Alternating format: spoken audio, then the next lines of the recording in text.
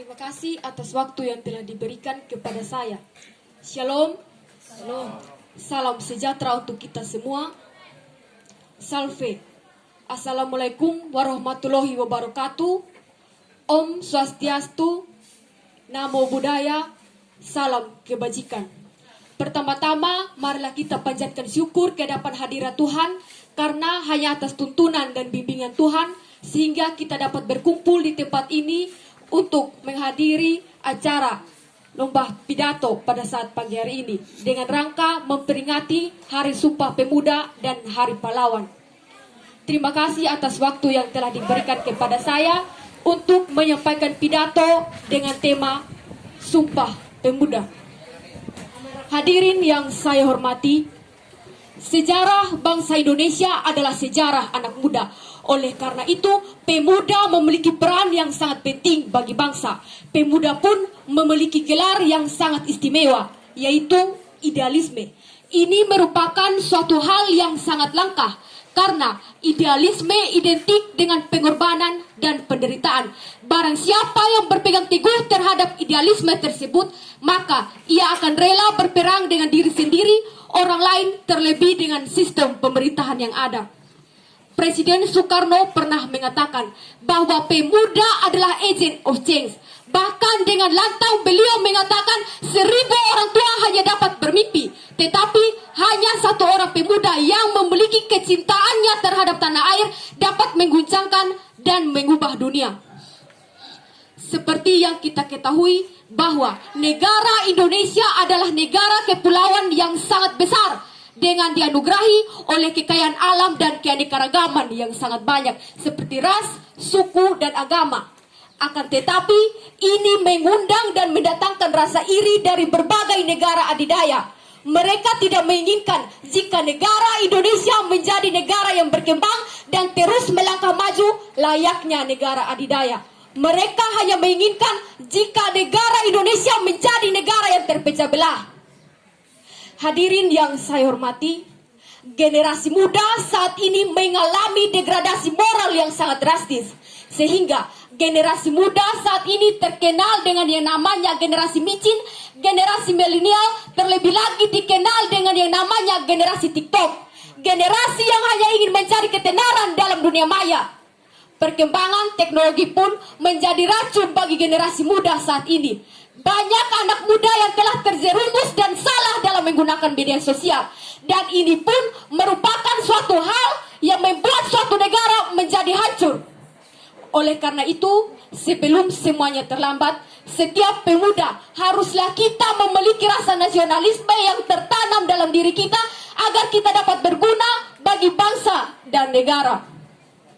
Hadirin yang saya hormati, sejarah Sumpah Pemuda 28 Oktober 1928 merupakan sejarah yang merajut begitu banyak peristiwa. Kita dapat belajar walau dengan begitu banyaknya keterbatasan, tetapi pemuda Indonesia mampu melakukan sesuatu hal yang luar biasa dalam mempersatukan Indonesia. Kongres Pemuda pun melahirkan sebuah sumpah yang sangat penting bagi Indonesia, yaitu Sumpah Pemuda, yang mengikrarkan bahwa seluruh pemuda dan pemudi Indonesia bersatu dalam tumpah darah bangsa dan bahasa.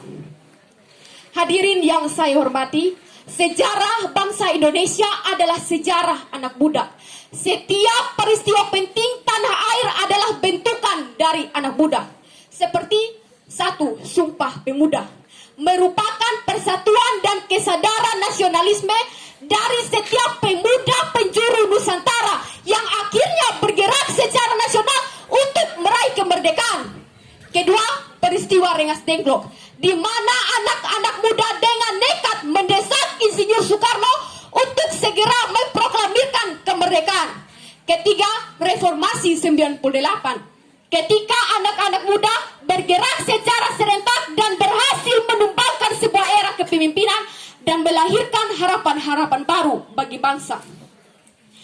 Tanpa anak muda, tidak akan pernah ada sebuah negeri bernama Indonesia. Negeri ini didirikan oleh orang-orang muda. Oleh karena itu, sejarah bangsa ini adalah sejarah angkatan muda. negara Indonesia adalah negara yang sangat membutuhkan peran dan gerakan dari anak muda. Mengapa demikian? Karena orang tua hanya akan sibuk dengan cicilan rumah tangga, yang tua hanya akan sibuk dengan biaya sekolah anak, belum lagi sibuk untuk berkompromi di sana sini. Hanya anak muda yang masih mau terus belajar dan belajar, hanya anak muda yang masih memiliki stok energi dan waktu yang banyak untuk melakukan hal-hal baru, walau gagal tetapi memiliki keinginan untuk terus bangkit. Hanya anak muda yang tidak takut melawan arus dan tak gentar walau keluar dari zona nyaman. Waktu terus berlari. Sangat menyedihkan jika kita para pemuda ikut serta dalam mempertajam perpecahan. Kita malah aktif menyebarkan ujaran kebencian, larut dalam informasi hoax dan hanyut dalam propaganda politik murahan. Indonesia adalah keberagaman yang harus dijaga dan dirawat dengan segala kemampuan yang dapat dikerahkan. Jangan mau hanya menjadi serdadu bagi generasi tua, sebab masa depan milik kita para pemuda.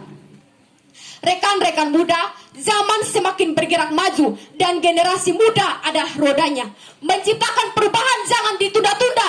Jangan hanya sibuk untuk berpatah hati. Ingat, masih ada yang selalu membutuhkan dan menunggumu, yaitu Indonesia. Tanpa gerakan dan peran dari anak muda, Indonesia tidak akan berdiri seperti sekarang ini. Jangan mewarisi abu para pahlawan, tetapi mari kita warisi semangat mereka. Mari kita buktikan bahwa anak muda bukanlah barisan pasif. Anak muda bukanlah generasi yang hanya dapat menyimak dengan sebelah mata, tetapi generasi muda adalah barisan aktif yang bisa menjadi penenang bagi rakyat yang gelisah. Generasi muda adalah generasi yang bisa membangun Indonesia menjadi lebih baik. Rekan-rekan muda, lembaran-lembaran putih sejarah sedang menanti untuk ditulis dan terus ditulis oleh peran dan gerakan dari anak muda. Karena Indonesia butuh anak muda dan itu semua dimulai dari sekarang. Jikalau bukan kita, siapa lagi?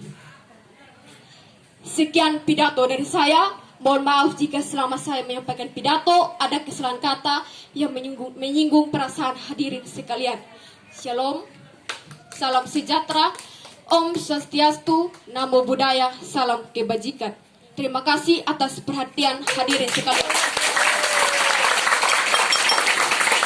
Sangat luar biasa.